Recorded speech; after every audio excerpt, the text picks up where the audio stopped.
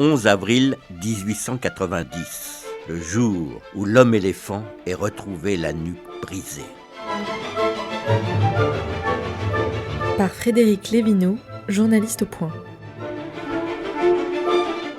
Né en 1862, l'Anglais Joseph Merrick souffre d'une maladie rare qui le transforme en monstre recouvert d'un excès de chair et de peau.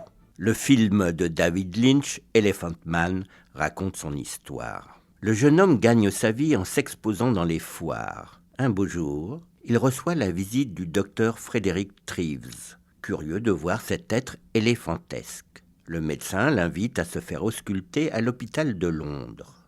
Joseph accepte. Rien n'échappe à la curiosité du médecin, pas même le scrotum et le pénis. À cette occasion, il découvre que Merrick n'est absolument pas un idiot comme il le pensait, mais un être sensible et intelligent. Les deux hommes deviennent vite amis, au point que Treves lui propose d'emménager dans une petite chambre de l'hôpital. Les mois passent, Merrick continue à bourgeonner, au point qu'il doit rester sur son lit la plupart du temps, car sa tête est devenue trop lourde à porter. Ce qui ne l'empêche pas de tisser des liens d'amitié avec une jeune femme qui lui rend souvent visite. Mais bientôt la joie de vivre quitte Merrick. Il devient sombre et silencieux.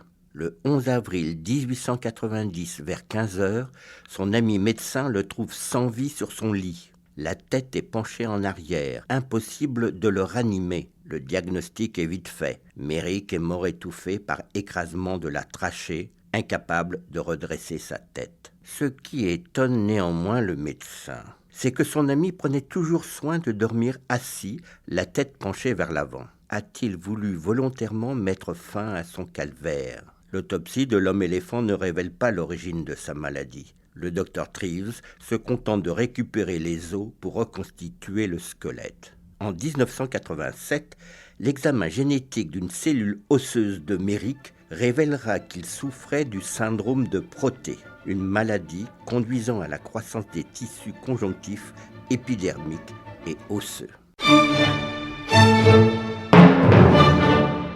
Une série réalisée par Megan Kiecky.